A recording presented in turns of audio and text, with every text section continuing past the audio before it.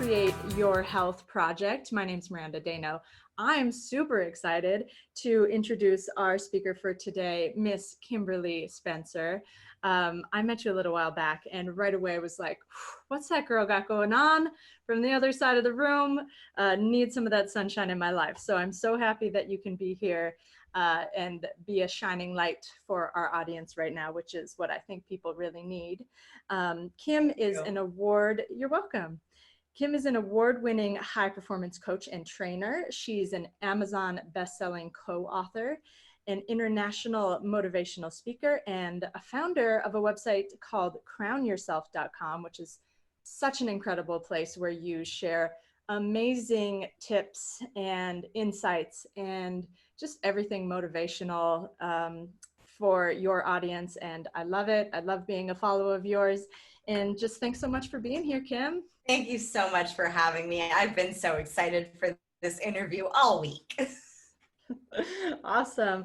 Well, hey, I kind of gave everybody sort of the quick and dirty of all the details of, sort of the highlights that I chose on your background to tell people about, but you really have an extensive background. Can you tell us a little bit more about that and sort of how you came to decide on being a coach? So I really came to being a coach. I feel like everything, looking back, I don't believe hindsight is 20/20. I believe hindsight is even better eyesight, because looking back, I'm like, oh my gosh, of course everything in my life prepared me to be a coach for visionary people who are either CEOs or director of operations or entrepreneurs who are building their businesses. Just because I look back, and one of my favorite things, one of my genius zones is reframing stories, is retelling stories, is shifting stories and having them be a story of transformation and empowerment. And I've done that since I was 5, putting on plays in my backyard for all my neighbors, while corralling all my neighborhood fellow kids into shows. And I did that as an actor in Hollywood. I did that as a screenwriter in Hollywood when I got the opportunity to write my first screenplay. That was me getting to share my gift of storytelling. And that was really where I thought I wanted my life to go back then, was being a screenwriter in Hollywood. And when I was starting out, I also, being in Hollywood, needed a side job. So I found a side job as a Pilates instructor, which was the only thing that had ever made me feel really good in my body after battling 10 years of an eating disorder. And as I was teaching, I found that I loved teaching and being in that leadership position, and also being able to teach from a place of authenticity, of saying, hey, I don't got it all figured out. I was still struggling with my eating disorder back then, but I do have some tools that are helping me and that have helped me along the way on my journey. And so I found that I really loved both. I loved writing screenplays in Hollywood, and I loved teaching Pilates, and I was able to do both for a while. And then when my film got picked up, it got distributed, I was surprised. I was at the premiere and I was like 90% fulfilled, but I didn't have that, oh my gosh, I've made it, this is always what I wanted to do sort of feeling. And when I did get that feeling was 2 weeks after the film had premiered. When you write a film, you get extra tickets for the premiere. So I was doling them out like candy. And I had a friend of a friend who brought her son to the premiere. And I by my friend the 2 weeks later, she said, oh my gosh, my friend just texted me. She said that your movie changed her son's life. Because the whole story of the premise of the film was a young boy who changes himself to fit in with the cool crowd. And I think we've all had that experience of wanting to fit in and wanting to feel more whatever, and we adapt ourselves and change who we are to fit in with other people, and it doesn't really align. And when I heard that the film did that, I was like, that's what I want to do for the rest of my life. I want to transform people's stories. So I just continued to follow my curiosity. Right after the film was released, I got the opportunity to become the president of the e-commerce company. And so I jumped on that. It was a startup where we were selling this new back stretching device. And with my Pilates background, I saw the benefit and I was like, this could really transform people's lives. This could be how I want to do it.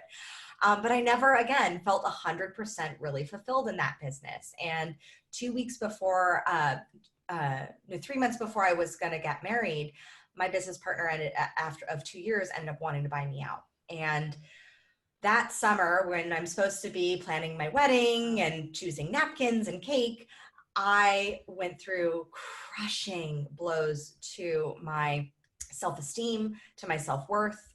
I wish legal problems on no one. I hope nobody ever has to deal with a lawyer except if they're a friend of yours. Like, but being on the other side of the table of receiving, for the first time in my life, I've had my integrity, my capability, my belief in myself even called into check.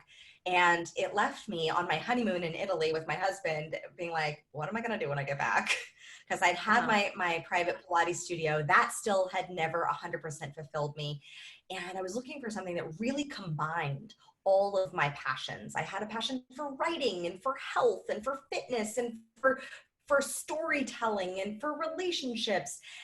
And I probably had way too many espressos, but I literally leaped off the couch and I pageants and princesses and stories. And I said, crown yourself. And my husband's like, what's that? And I was like, I don't know. So I immediately said, okay, maybe it's this like blog or this vlog video thing. And so I started building a website. I started writing some blogs, but I never wrote the blogs from a place of actually dealing with the stuff that I really was dealing with. Like I was talking about some habits and there were some nice blogs, but the things that I was dealing with still from the buyout was the blame that I was still facing, the complaining that and the mindset of complaining that I was stuck in. And I was stuck in this massive shame spiral. And I was not really liking myself. So what happened was, because I didn't have that foundation of my mindset and feeling strong and capable in my belief and in my ambition, I played so small for like a year and a half. And I would see, like, I would do a photo shoot, but then I would not really have anything. And I literally was like making no money in my business. And I took a side job. I believed in myself so little that even though I'd had a private Pilates studio that I'd had successfully sustained my income in for years, I still took a side job. Pilates sessions with my clients I found out I was pregnant. 2016, I said, this person here ain't the mom. And shame and blame. And I said, I'm looking for any other tool. I'm looking for any other resource. And so immediately within a week, I was signed up for NLP training with my first coach. And I got certified in NLP, timeline therapy, and hypnosis, learned how to reprogram my mind, learned exactly what I did to reprogram my mindset without any psychological or medical intervention from bulimia, which was the same success strategy that's served me in my business and with my money. Like, and it all works together, which is why I say I coach holistically, because how you do anything is how you do everything. How you think about your body and how you approach your body, odds are you're probably approaching your relationship or your money or your business in a similar way, and vice versa. That's an incredible story. I hope our audience was able to hear all of that. It got a little bit choppy for a little bit, but I hope they were able to follow that, because what an amazing story. And I love how you're honest about how you had things that felt outwardly successful, but still felt like you wanted to push for more. I think a lot of people find themselves in that place where they're like, I'm doing all the things. I got a nice, relationship. I'm starting the family. I have the house or whatever, all the things that society says you should have to be happy. And then they're just like, something's missing. And then quite often people end up telling themselves just to sort of deal with it, or that something's wrong with them if they want to push for more. So I love that that's your message, because I think it's so important for people to know that, not only is it okay to want to push for more, but man, it's better for you and all the people that you love if you do, right?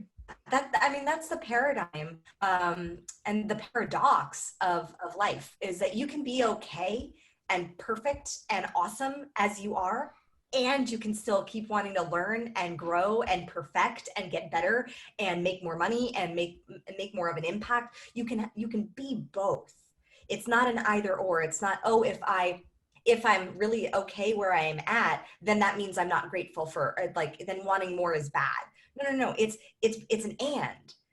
it's an and situation. It's a yes and. It's not an either or. I love that. I love that so much. Now, talking about your background and, how you work as a coach and you have, experience with Pilates and owning that studio, I'm really curious to see, what are your top 3 best practices for staying healthy? Nurture your physical body, because your physical health and your mental health are absolutely intimately tied. I think sometimes we've heard of the mind-body connection. We know it exists, but you have neurotransmitters on every single cell of your body. Your body is constantly communicating to your mind how your mind is communicating right back to your body. It's in constant communication. So the best practices for my health, and these have been developed over time, have been meditation. Like, set your morning routine. So my morning routine is I meditate. I do a 20-minute transcendental meditation every morning. And then I do some form of either exercise or creative writing. So I allow myself to have that space, especially since I have a toddler. It makes it easier. Getting my creative work done before he wakes up is essential. But also getting in that me time. So it's either creative or exercise. And then that in itself is a solid foundation. Eating well and drinking your water. It's very, very simple, very, very simple tools, but I notice when I'm not 100% is when I haven't exercised on a daily basis, when I've missed a meditation, because hey, I'm human, when I haven't been eating my real foods, that it automatically signals to your brain something's off. And for me, the other thing that I do that is different, or maybe not so noticeable, is I walk with confidence and courage. And your body, your brain registers when you're slumped over, when you're hunching. If you catch yourself like hunching, or like you're leaning back on the couch, especially in these times, and like you're like just on your phone and kind of crumpling into a ball, it actually sends signals to your brain of fear, of weakness, of doubt. And so it creates this perpetual cycle. Whereas if you're sitting up straight with good posture, if you have your shoulders rolled back, if you're speaking with breath supporting your voice, then automatically that's signaling to your brain signals of confidence, of courage, of greatness. I love that advice. That last piece especially is my favorite, because what an easy thing to do, right? And what an easy thing to sort of neglect also, to not be mindful of, or to not do such a good job at, so to speak. But what an easy thing to implement, and could make such a huge benefit, or have such a huge benefit on, everything else that happens in your day. So what an interesting thought. I love that. So good. Another thing that I've taught to many of my clients is the pageant walk. So we've seen the models on the runways. We've seen the pageant beauty queens strutting their stuff on the stage. I was a pageant girl. And for me, walking into a room like you own it, even if it's your living room, even if no one's there, it sends this totally different signal of confidence. And so I've actually had my clients like write down the difference of when they walk into a room intentionally, like they are like on stage, strutting into their workplace, like they are the queen of their castle, versus let me just kind of like mosey or shuffle on into this other place. There's a big difference to your brain, especially with a level of intention, that then you sit down and you get to work. I love that. So incredible. And totally something that everybody could do even from home, right? Especially if that seems a little bit silly or something you might be a little bit nervous about. Walk into your bedroom that way, right? Give it a go and see the difference, because you're right. It does absolutely change the way that you think about, whatever the next thing is that comes up. So I love that. Love that. Speaking of the people that you coach and things that you do or that you do with them, when you communicate with your audience now and, talk to your people, what do you feel they need from you most right now? Resilience and courage. I think now more than ever, tapping people, like I don't say that I coach people into being something that they're not. I strip away the programming that's prevented them from actually being who they actually are. And when you strip away the programming that has told you to tone it down, that has told you to maybe you should be quieter, maybe you shouldn't be so loud. I'm like, now is the time for you to show up fully, as if everything in your life has added up to this very moment of you being the leader right now. Because I was telling one of my clients, she is in her 50s. She's just starting her coaching business. She is, has been a nurse for like the past 30 years. And we totaled up the amount of life experience that she's had monetarily. And I said, we added it up enough to where we added up all that she's paid for education, all that she's paid for, like all she was paid as her past profession, in her past profession, all she has done for certifications and continuing education. We added it up and it was a $1.5 million worth of experience. The value, like the monetary value of her education over time, and how it was $1.5 million. What? And this is a woman who was like, oh, should I charge? And am I charging too much? Like, what? Yep. And I mean, that's the thing is training your resilience and knowing the worth of your experience. Like you have been, and knowing that your experience is so valuable to someone who has not even had a fraction of that.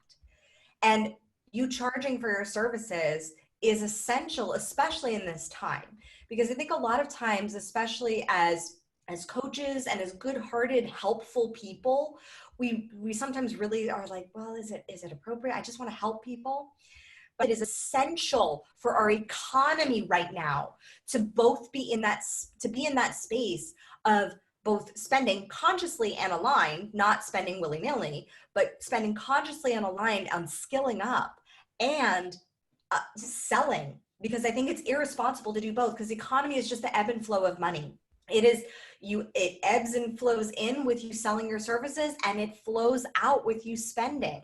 But hoarding it back and being in the space of fear can cause a lot of this like hoarding of the energy of money, which creates scarcity, which perpetuates an economy of scarcity, which perpetuates a recession, and et cetera. And we've seen that.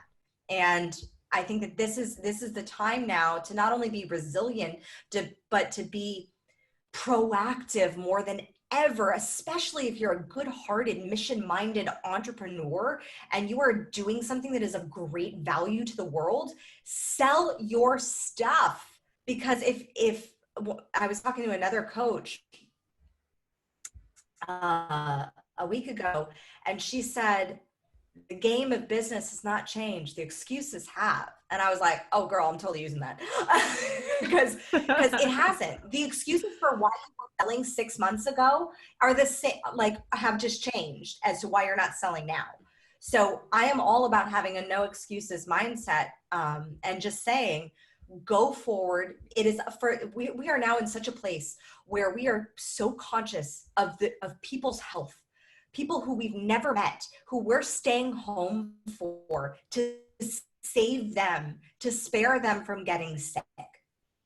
We also need to be just as conscious for people's financial health. This is impacting our financial economy in ways that we've never ever seen. Restaurants shutting down, businesses just closing, tourism just done, industries just completely shut down. It is our responsibility as entrepreneurs, good-hearted, mission-minded, soul-led, purpose-driven entrepreneurs to show up and sell our services and spend, because we keep the economy going. I will get off my soapbox. Nah, just stay up there. I think just stay up there. I like it. I'm into it. I'll just probably stay up here. Yep. I love that. You know, especially when you talk about the no excuses mindset, right? The excuses are so easy to come by right now. So easy. There are so many messages out there. And while I think it's important to be sensitive to what people are dealing with, there are so many messages out there that are just like, it's okay if you don't do anything today, again, all day, every day, until somebody just says, poof, okay, go back to real life.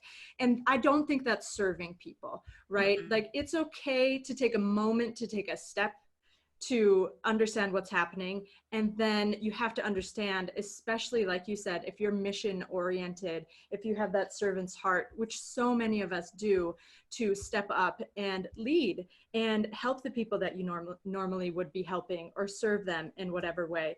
Do you have any sort of, I don't know, tactics or special coach tricks that you can share with people on how to do a better job of creating a no excuses mindset?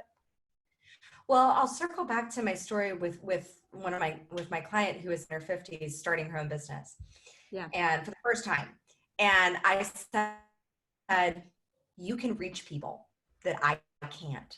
People will see, there are people in this world who will see me as some young little whippersnapper, and they won't want to work with me simply because of my age, or I'm a woman, or like for whatever reason. They'll have their reasons, and that's fine. But I said, you can reach people that I can't. And it's your job to do that. And I think thinking of that, all the things that we think of as our excuses, oh, because of my age, oh, because I'm a woman, oh, because of my financial status, oh, because of I have kids, oh, whatever it is your reason. Your reasons can either be your excuses or they can be your assets. When I decided to grow my company, when I found out I was pregnant, I used my child as my asset. It was knowing that I was going to be a mother that pushed me forward beyond what I thought I could push for myself. So the thing is, with leading, you have to have a very clear person that you know in your heart needs to hear your message, that you know in your heart is your job. It is your responsibility as a person on this planet to serve them. That when you know who that person is, and I recommend it not being like 1,500 people. It's probably not all 30,000 people on your Instagram following you. It's probably one or two people that need you desperately to show up and serve, and your message will impact them in ways that only you can. And that's the thing, is that we all find our teachers that resonate the most with us. And that's why I am of such a massive abundance mentality, believing that every coach has a coach that's like really works for them. And every leader has people that they're following, but also has people that are following them. And that's how we all raise the vibration of this planet, because right now we are in a very, very fear-based vibration. Like, there's a lot of fear going on, and it is like, and feelings are measurable as a magnetic vibration. And what we need is to raise into courage. And so what that can look like for you, maybe that's stepping up and sharing that post about the good that's happening in the world, when you feel like, oh, I shouldn't share about joy right now. I shouldn't share about how happy I am to have this time to be with my family when so many people are suffering, which I've heard a lot as an excuse. Oh, maybe I shouldn't write that book right now because I don't know, I have all the kids to watch, and wake up an hour earlier. Just wake up an hour earlier, or write it when they go to bed. But you can find the time when you find the reason, and more often than not, the reason is one person or two people that need your message beyond what you believe you're capable of. Like, I have above my computer screen, I have a name of a woman. She is my coach's daughter, and I had like one of my projects that has just been like a 5-year project in the making, has been my book on how I recovered from an eating disorder. And I don't know why it's taken me that long to get it. It was like, oh my gosh, why isn't this book getting done? It's getting done this summer because I found my person. When I shared it with my coach, because I was like, let's work through this one. When I shared it with my coach, she said, oh my gosh, Kim, my daughter just came out to me the other week and said she has bulimia. You can help her. I said, what's your daughter's name? I put her daughter's name up in the top of my computer screen. I see it every day, so I know who I'm writing it for. Man, I'm so inspired by that concept, right? People, it's easy to get overwhelmed by thinking about who am I to teach the masses, right? Who am I to share this message? Why would anybody listen to me? But to use that tool and to have that mindset is so powerful. You don't have to consider the masses. You don't have to consider all the people who have heard it before. You just have to consider that you're going to make a difference for that one person, right? Somebody's going to connect with the way that you tell that story or the way that you share your journey. With a servant's heart, that's all you need, right? If you know that, even the Recreate Your Health project, same thing. If we make a difference for one person, it's worth it. It's absolutely worth it. The micro influencers, everyone under 25K actually gets more engagement. Just little business tip on they actually get more engagement than people who have millions of followers. So look at, if you have less than 25,000 people following you on Instagram or on social media platforms, you actually have a stronger voice than the people with millions. Absolutely. And you can make a bigger difference that way. From a business perspective, so as an online business coach, I could talk about that all day for sure. You can have a bajillion people on your list. It doesn't matter if nobody's actually listening to you, right? So if you can get it dialed into that sweet spot of people that are really honed in to your message, and you can do a good job speaking to them and serving them, that's the special sauce when it comes to online marketing right there. I love that. For sure. Amen. Right. Speaking of online marketing, like, and in the entire, community and just business in general, like you were talking about, it's our responsibility to think about the current economic situation and how that plays out for everybody. With that in mind, do you foresee any big shifts happening in the coaching and wellness landscape due to everything that we're sort of dealing with here? I think coaches are more necessary than ever, because having that clarity to guide you during this time has been rocking. I had at least 3 or 4, 5 clients with in-person event businesses that had to pivot like that within 2 weeks, because they have the training, the coaching, the skill set, the ability to have someone on their side who's asking questions from an unbiased third party, changed the game for how they were able to pivot on a dime and profit quite quickly. So that is essential for understanding that A, online business is more necessary than ever, and B, your knowledge is valuable. Now, I do know with the coaching industry, there's a low bar for entry. It's a pretty low bar. Anyone can take a $25 certification and become a life coach. Do I think, I agree that coaches are necessary. I think that good coaches that don't just want to be a life coach, but that want to be a phenomenal coach, that want to really transform. I think the bar is going to be raised. Look to the coaches who are not only getting results for themselves, that have a certain sort of vibrancy, of pop, a thing, an energy about them that you really aspire to have. Look at the results that the coaches are getting, and then look at the results that their clients are getting before you sign up. I say that there are a few questions to ask any coach before you sign with a coach. One is, who's coaching them? Simply, if you're a coach and you're preaching about the value of coaching, who's coaching you? And who are the mentors who are guiding? The other one is, if you're charging a certain price as a coach, and you're saying, because I think a lot of life coaches I've seen, they get attracted into the coaching industry because of the potential to get high ticket clients of 4 and 5 figure clients, which is awesome. I've done it. I love my business from having built it with 4 and 5 figure clients.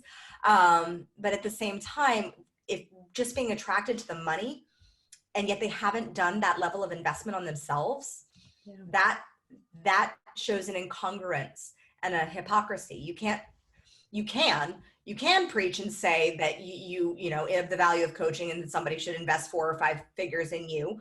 But if you haven't done it yourself, check yourself. That's great advice, right? You be the role model, right? If they're not walking the walk, if they're not doing all of the things that they're going to coach you through, who are they to say, right? I love that advice. That's incredible. Okay, so a couple more things. We'll sort of wrap it up while we can hold on to our internet connection here. What would you say, and I can't wait to, I know we've sort of touched on this a little bit, but what would you say is your unique message that you would want to share with people right now? Claim your power of choice and ownership, because you can own your reactions to things. You can own your circumstances. You can own, but you have to own it before you move on from it.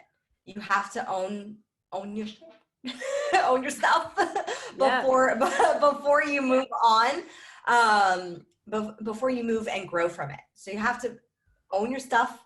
You then claim your power and stand out. Once you claim your power and you start speaking out, use your voice as a beacon, as a light for good in this world. Use your voice. Get on your freaking soapbox and start preaching, whether that is like, my team knows that we have a goal every week to get on at least 2 podcasts. I doubled that. Be on 4 podcasts per week, every single, that now is the time that leaders are made. And every business in the businesses are born in winter. And whether we like it or not, we are currently in the season of winter in business at this moment with our economy and what's going on with everything. We are in winter. Winter is here. And it is now about how do you thrive in it? How do you survive in it? And how do you thrive in it as a business owner?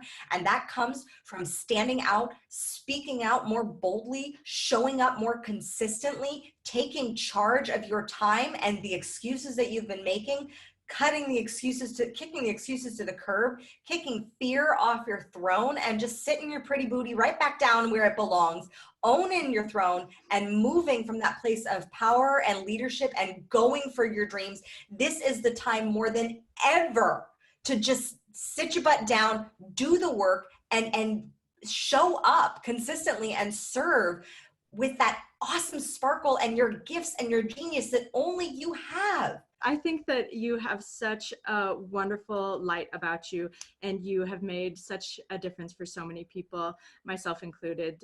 Thank you so much for that. One more super quick thing before we go. Do you have a special gift or something that you can share with our audience for people who have given us their time to listen to us today? Do you have something you could share with them? Yeah, I do. As you can tell, I'm pretty on it about cutting the excuses to the curb. And one of the biggest excuses that creates this cycle of stuckness is procrastination. And so I have created a 11-minute hypnosis and visualization that will eliminate procrastination for you if you're catching yourself getting tripped up on some excuses, whatever the excuses are, whether that's because you have kids that are under the age of 3 that are constantly demand your time, or whether you are dealing with some, mental health struggles with being alone in your apartment all the time, or whatever it is that you're going through this time.